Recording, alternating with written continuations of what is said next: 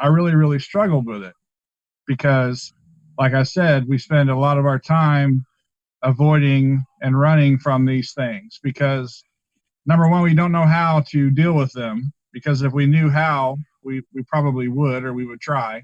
So we don't know. We don't know how to fix it, or maybe we don't have healthy friends and family that we can trust to help us fix it, and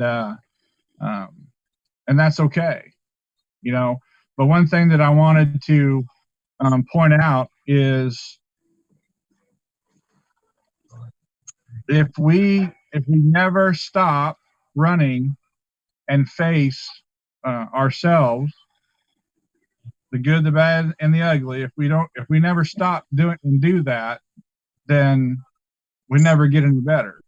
And because another Dougism is, if you change, everything around you changes. So if you don't change, the opposite is true.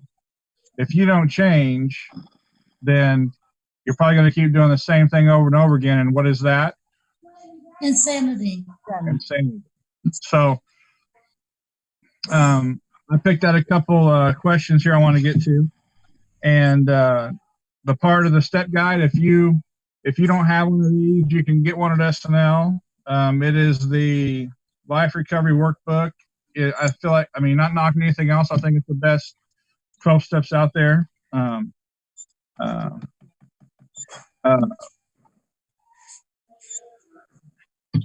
It says, keep me from going forward and writing my 4-step inventory. And I've kind of already covered that.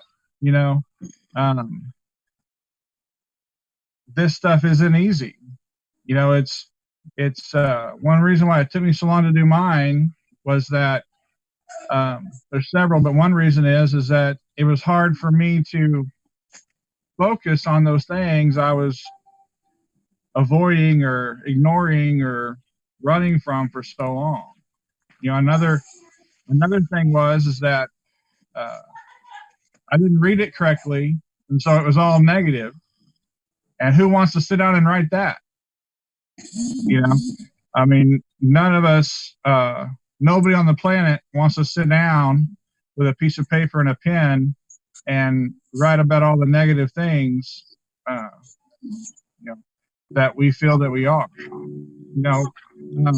One of the biggest things I learned in recovery was I am not my choices.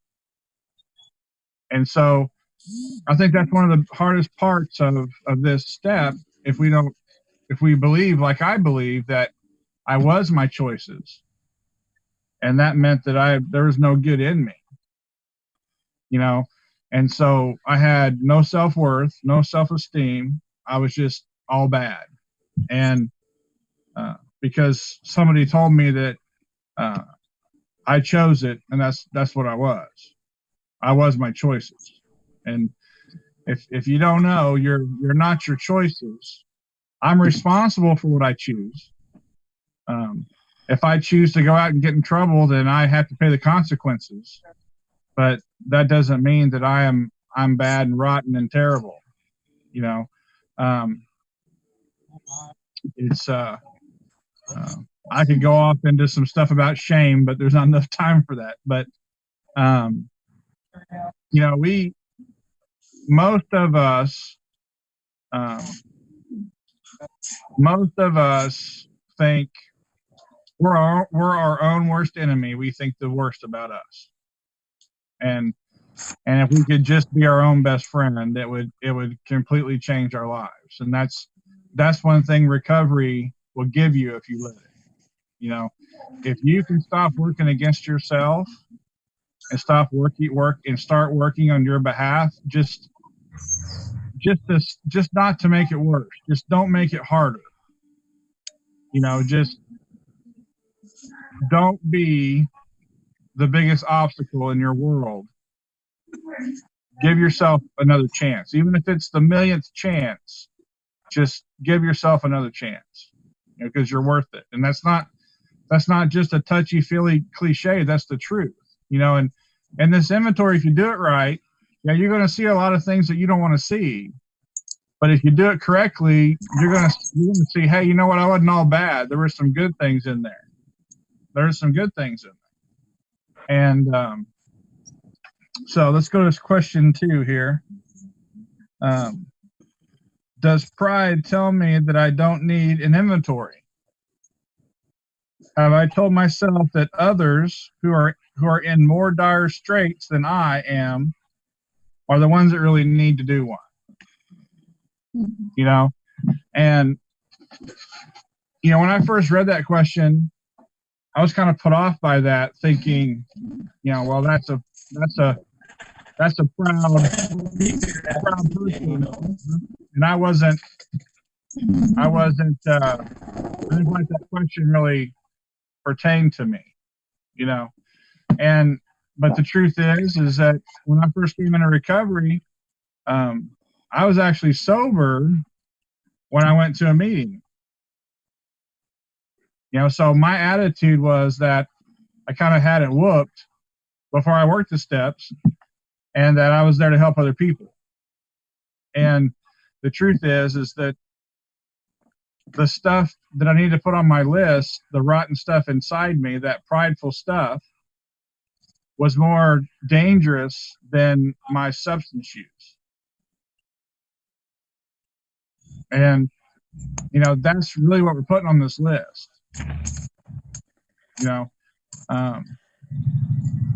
We have to be careful that we remember that, it's like the old saying goes, well, when you drink, you're a jerk, and then you stop drinking and you're still a jerk, and your whole life you thought it was the drinking, and it wasn't the drinking. You're just a jerk. And so we have to work at that stuff that pushes us around and makes us behave ways that we don't want to behave. And if you ever think that you don't need the steps, and I'm not trying to be disrespectful, but if you ever think that you don't need the steps, or you don't need to do that question under that heading, you might want to think about that. Because if we look at somebody else and act like they're in a worse place than we are, then we just might really be the one that's in the worst place. And so I wrote something down that I wanted to read. One thing that the book says is that there's a lot of fear in this step. And there's a lot of fear. And fear of the unknown, fear of what might happen. I remember when I first made my first list, it was, okay, if I make this list, what is God going to ask me to do with it?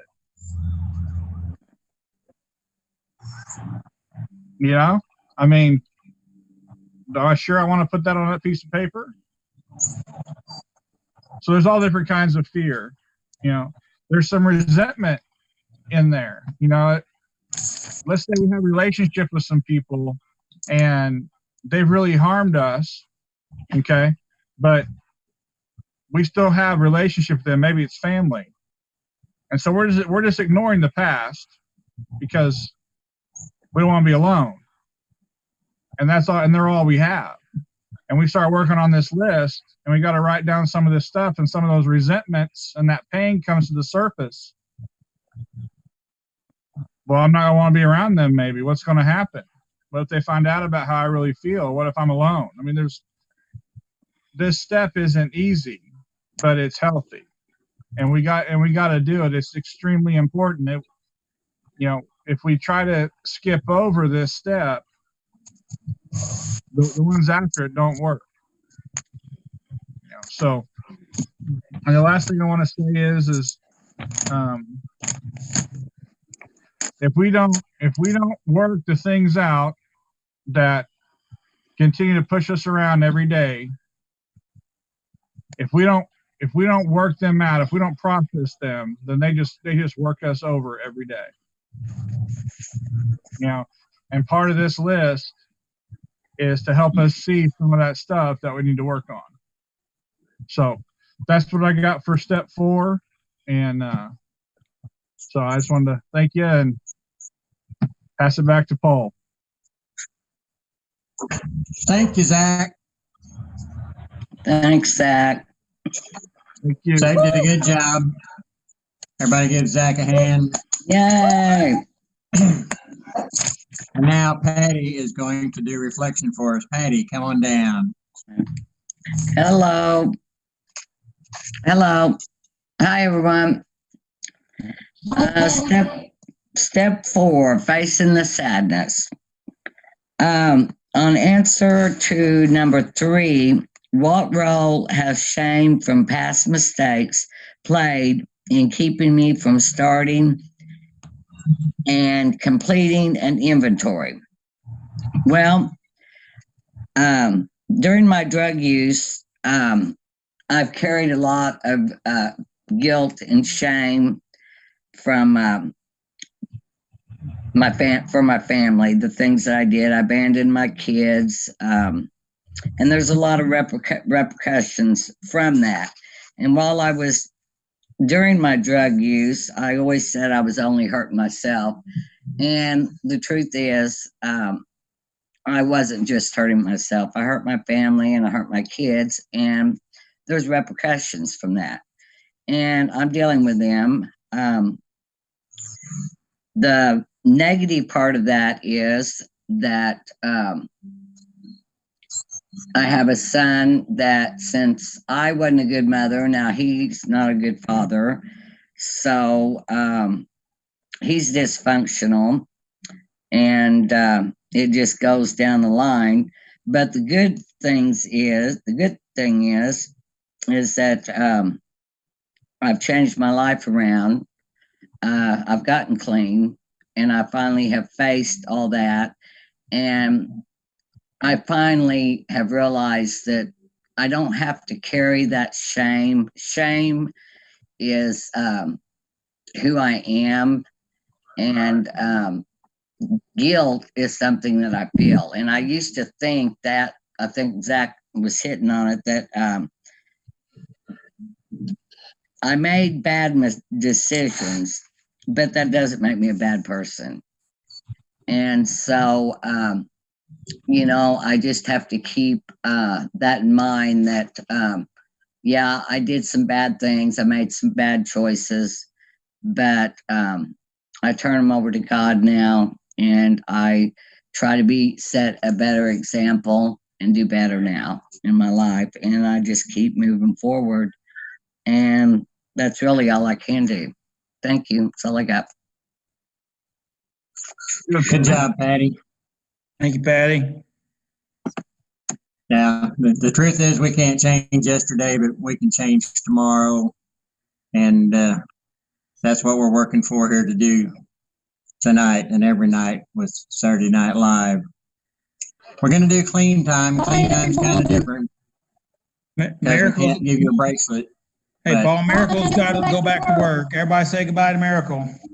Bye, Bye, Miracle. Miracle. Love you guys. Bye. Thanks for joining. Thank you.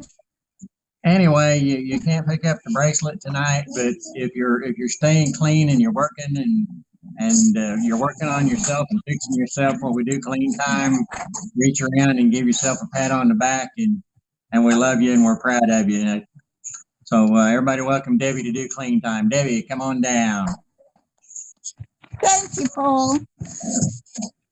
Here at Saturday Night Live, we like to acknowledge clean time with colorful bracelets. And actually, I have a handful of them that I had earned that I looked up, so to see what they look like. But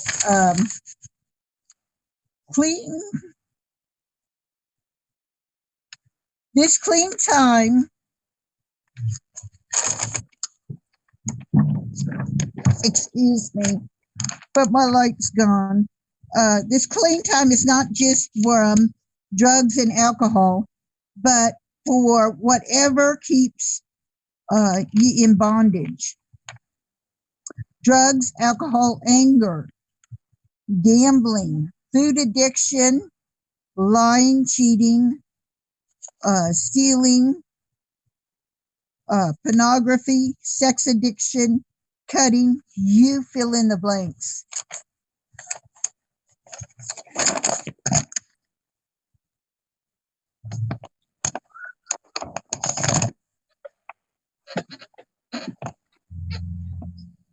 We have white bracelets here for just for today to 30 days. And it's one of the most important ones. It is the most important one. We have orange bracelets for 30 days. We have green bracelets for 60 days. We have maroon bracelets for 90 days. We have blue for 6 months. We have yellow for 9 months. We have a glow in the dark for 1 year. We have gray for 18 months. We have black for 2 or more years. We have silver for 5 or more years. And then we have gold for 10 or more years. And again, the most important one is a white one because that's when we make our decisions of how we're going to live our lives. So just keep coming back, and we love you. Thank you. And anybody that's looking for a sponsor, we have a couple of sponsors. I know Paul is one for the men, and Miracle is one for the ladies. And me. And who? Oh, and Patty. Mm-hmm. Okay, and we have Patty for the ladies Yeah. too. Oh, great. Sorry, Patty. That's Hey, okay. can I say Thank something you, real Debbie. quick? Sure. Good job, Debbie. You know, Patty, I was thinking after you shared, and you know, this may not. It's really easy for me to say, and it's going to be hard for you to practice. Uh-huh. But you know, I had a lot of terrible things happen to me. You know, and I blamed a lot of people for a long, long time for my choices. But the reality of it is that we all come to an age of accountability, and I had to choose to continue to blame everybody else for my choices and to use that trauma as an excuse to behave any way I wanted to, Mm-hmm. or I had to get real and own my stuff and stop that, because I knew that the people I was blaming, they're just a convenient excuse. I knew, you know, and I was okay for a while to let them hurt for me saying it was their fault. But the truth is, at a certain point in time, if I continue to do those things, I can't blame it on anybody else. You know, it doesn't matter how I got started. It doesn't matter if somebody loaded the needle for me. I still choose to pick it up every day, whatever it may be. So that may not make you feel any better, but you know, the people I blamed for a long, long time, it wasn't their fault, and I can't get better if I just keep blaming everybody for my choices. Yeah. So, you know, I'm saying it's not your fault. Okay. Thank you, Zach. All right. Well, Okay, so now we're going to move into well, We just like my picture up Oh. here, or what? we like your picture up there. We're going to move into the open mic time. That's what we're going to do. My brain went away for a moment. I guess Zach kind of got us started I got something I want to share, and I've said it several times. One of my best friends always used to talk about the 11th commandment, and the 11th commandment is thou shalt not should on yourself. And we look when we're getting ready to make this list at all the things that we've done, and we think, you know, I shouldn't have done those things. And then as we look forward, there's things that we should do. But the point of the 11th commandment is don't look back and say, I should have, because we can't go back and change what we should have done. That is yesterday. And when we look for tomorrow and we say, well, I should do this, well, don't should do that. Just do that and take the word should out of your vocabulary and do the right thing. And that will change your life. That's one of the best things my friend ever taught me. He was a really good counselor and had set up a couple of rehab programs for different states. A really wise man. Thou shalt not should on yourself is what he would say. Did somebody else have something they want to put in here for open mic night tonight?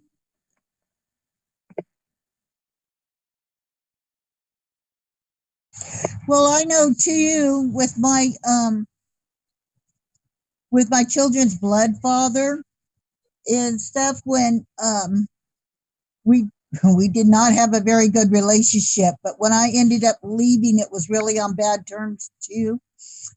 20 years later, when we faced each other, when he came and saw his grandchild, I know one of the things that really made sense to me that he said was, you know, we could play would have, could have, should have for the rest of our lives.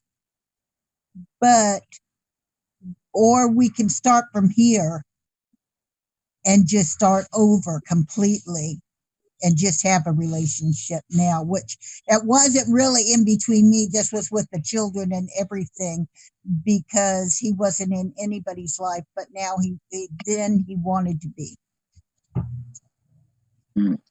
That works.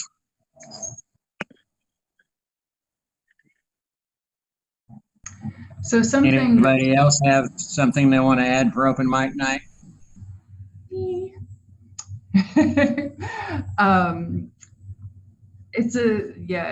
So like something that I've been reading this week is about where like our subconscious thoughts come from and like defense mechanisms, which all kind of go to step 4 because we have to look at our stuff and where did it come from, and not to blame where it came from, but to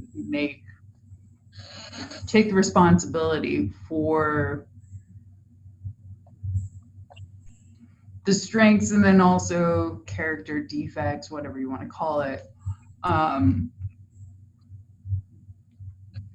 And maybe this is too far ahead, so my apologies, but you know, each time that we decide to take a look at, you know, these things that we don't like about ourselves, or the habits we want to change, behaviors we want to change, which is not easy, but like,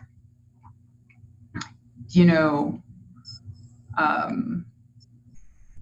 taking a look at it and making the decision to do something different, because that's like what it helps rewire the brain. Sorry, that's a nerdism, but I found it really interesting, kind of like how the ego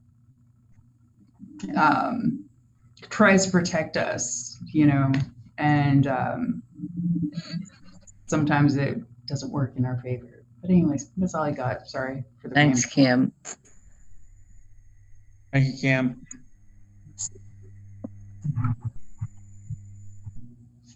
Anybody else have anything for open mic?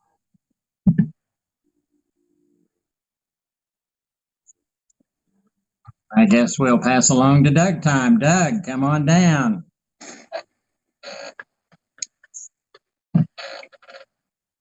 All right, everyone. Tonight's been kind of a challenging night on video. Zach, how we doing on Facebook there?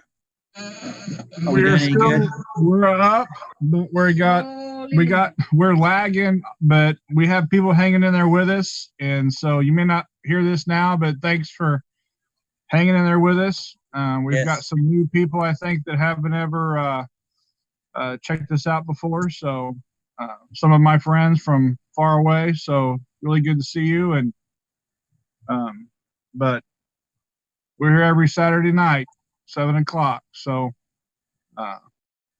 we're this is what we do at SNL. We just keep moving forward. We got trouble. We just keep one step at a time. We just keep plowing forward. Yes, we just, we just keep leaning the direction we want to go, right? If we, to take off of what Kim was talking about the neuroscience, about our brain, neuroscience says that what fires together, wires together, and we have used that a lot of times in a negative way, far as unhealthy things, unproductive things, or fearful, angry, low energy things. Because fear and hate and vengeance and those type of things are low on the energy scale of things. Would you agree with that, everyone? Mm-hmm. Yes. And yes. And because if you were just to look at yourself in the mirror, and I'm going to take off on Kim here just for a second, hope you don't mind, Kim, that if you look at yourself in the mirror and say bad, ugly, hateful, mean things, you usually, your expressions usually are bad. You make a more of an ugly, evil type of look at yourself. Would you agree with that? Yes. Thank you for that nod and that yes. And so, but if we were to turn it around and find something pleasant to think about ourselves or say to ourselves, or even, holy moly, even say, I love myself, you would have a different expression on your face. Would you agree with that? Right. And the thing of it is, whatever area that we stay in, whatever territory, whether it's low energy or high energy, that's what we're going to wire into our brain, and that's what Kim was talking about a while ago. And that our neural cortex, our frontal cortex, controls our amygdala, or at least it's supposed to. And I've done some research on that lately, and we'll talk maybe about that in the future. But the fact of it is that our amygdala is always there to try to watch out for us. And if we have wired our brain in a way that we're always seeing threats and we're fearful of threats, then we're always going to be anxious, wound up, and just angry maybe, or spooked. And so what we have to do is we have to be willing to shift that around. And that's what Saturday night is about, is to help you and to give you tools to alter your thinking, because Saturday night is about recovery.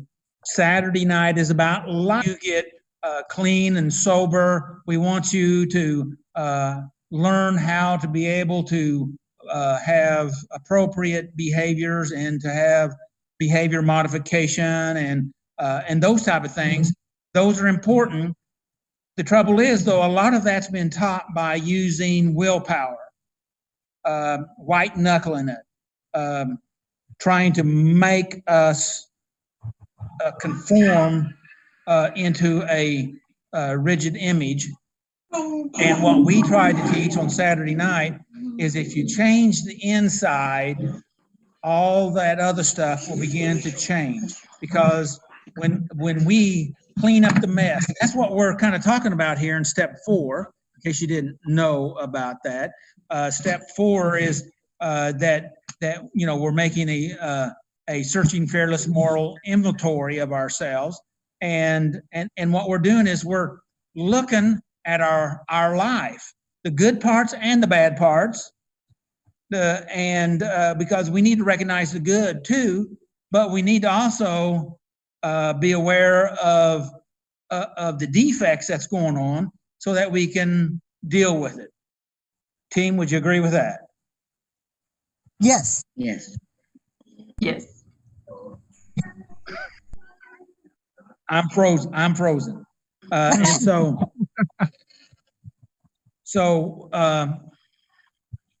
what I want to talk about tonight, just a little bit here, internet connection. We're having a lot of internet connection issues, folks, and as Zach said a while ago, if I'm sorry, guess what? That's not in my control. At least I don't think it is. In fact, I checked my internet connection here in the Saturday Night Live room, and it was better than it was over in the office. At least it's what it said. So, but maybe I need to be someplace else. I don't know. But anyway, what we have is step 4 is we're looking to make an inventory, and one of the main things, and as Zach was talking about, is dealing with sadness, facing sadness. If we don't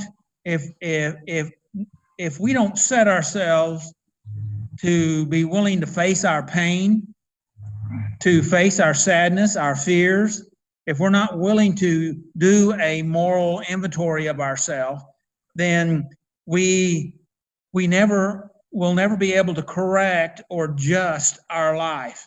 Because if we keep doing, as Zach said earlier, if we keep doing what we've always done, then we're going to get the same results. And when we do this, when we make this change, there is some repercussions. We experience some sadness, and Patty was talking a little bit of that about in your reflection, Patty, and thank you for your reflection. But the fact of it is, we have to deal with our stuff. We have to deal with our mess. And I have a scripture that I want to share with you here. It's been a long time. It's one of my favorites. Of course, almost every time I say a scripture, I always say it's one of my favorites because I guess it is. How about that? And but this is one that's been a favorite for a long time. Let's put it that way. And this is out of Jeremiah 6:14, and this is out of the Old Living Bible, one of the original Living Bible, and it says, "You can't heal a wound by saying it's not there." Shall I say that again? Yes. Jeremiah 6:14. You cannot heal a wound by saying it's not there. We have to recognize the wound, okay? By sticking our head in the sand like an ostrich, which is really a myth, they say, but you get the picture. If you stick your head in the sand, it doesn't change reality. Nothing's fixed. You're just hiding from it. Another word is denial, correct? Mm-hmm. And if we live in the land of denial, then we are always in that realm of escape. And that's what put most of us in the situation we're in right now. Would you agree with that?